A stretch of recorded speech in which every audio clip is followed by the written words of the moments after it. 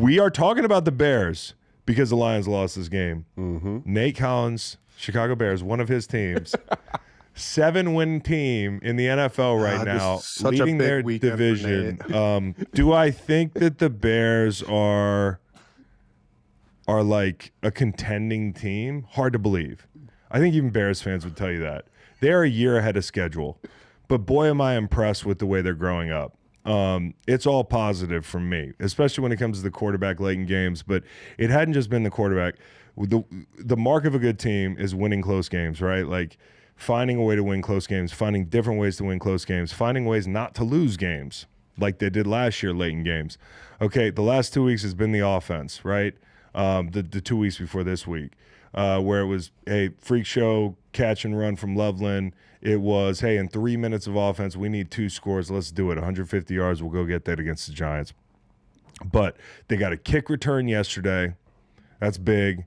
You had a turnover that you parlayed into a game-winning kick against Washington. You got a blocked field goal against the Raiders. So you're finding different ways to win. And I thought also, kind of a microcosm of that is not every week is going to be a wide receivers game for this group. They found the tight ends yesterday. And in a game where Caleb Williams is blitzed 78% of the time, 78% of the time, did Caleb Williams do something personal to Brian Flores' family? Light him up. That was a chin check of epic proportions, and he passed the test. He didn't take a lot of sacks. He the whole year he's been that way.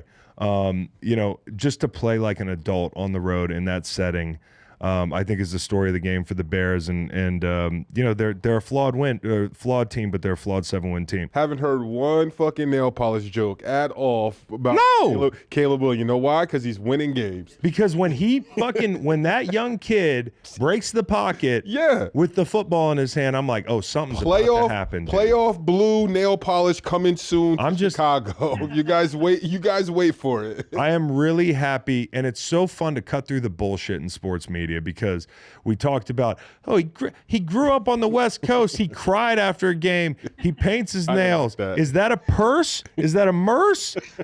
Who gives a fuck, man? Watch ball. And if you had doubts about him coming in like I did the first year, it was because of the timing with which he played. It was because of him playing sped up compared to what he had to do in college.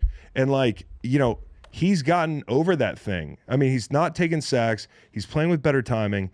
He's better coached. Surprise, surprise, the guy's got a million fucking tools. But also, one thing that we haven't brought up at all with the Bears, their run game has been really impressive. No the last question. Couple of weeks, like they had 140 yards rushing, and it's like he's not having to do it all himself. Is kind of what I'm trying to say. And you're getting a sense that this Ben Johnson culture, whatever that might be, whether it's got that Dan Campbell flavor, or if it's got Benny J's persona of its own, like you get a sense that the Bears are actually finally developing some sort of culture, and that's what I'm excited about. The thing that I am interested in is like they're winning games, and that's the most important thing. We all know that.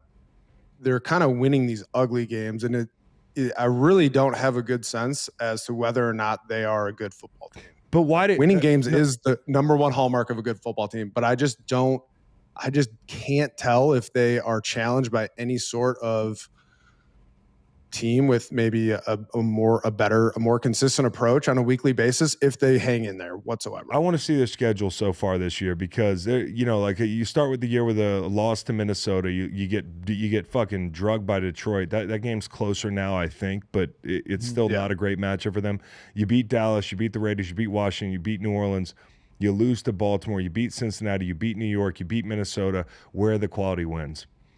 Those And in today's NFL, the reason I'm sitting here saying, okay, if a Broncos fan over there or an Eagles fan over here, if we were to say, hey, Bears fans like, we're like you. Well, no, you're not. Your team's flawed just like our teams, but the quality wins. Mm-hmm. And I think that's a very fair thing. We want to see that happen. They're going to have some chances here coming up. They play Pittsburgh, then they go at Philly, at Green Bay, then the Browns, another game against Green Bay in Week 16, and then at San Francisco, ending with Detroit. There's a Browns sandwich because you don't call it a sandwich because of the bread, but like the Green Bay's the bread and Cleveland's the meat. Sorry, Nate. But in that situation, like that's a month straight. Here's who they get for a fucking month straight. Here's who they get for 5 weeks straight. TJ Watt, Highsmith, those guys we just talked about in Philly, Micah Parsons, Cooper, all those fucking dogs out there, Cleveland, Myles Garrett, and then back to Green Bay again. So you know, and then they get a short break on defense or on offense at least facing San Francisco, but then they play Detroit. So if they get in the playoffs, they're absolutely real. And fortunately for them, it'll work itself out. Fortunately for them with this run of opponents is there aren't too many offenses right now that on a consistent basis are playing great football. And that's the thing with Chicago. Their defense has not been good this season. They have Jalen Johnson practicing, trying to get back from IR. Kyler Gordon could return to practice from IR this week, but it has been a problem for them. They're not generating pressure. So I think that's going to be something that we'll see down the stretch rear its ugly head. So hold on real quick. If we're looking right now at the playoff picture, we don't need to get into this a ton, but it's the Bears. There's a whole wild card section. The Bears would have the Packers first round, 3v6. Woo! Right So they still have Green Bay twice on the schedule. There's a possibility they play 3 times. Ugh. Yeah. Those are the In best. what, actually. like a 4-week period? Yeah, that's crazy. Yeah. Like, what do you do? 5-week Like, period? Yeah.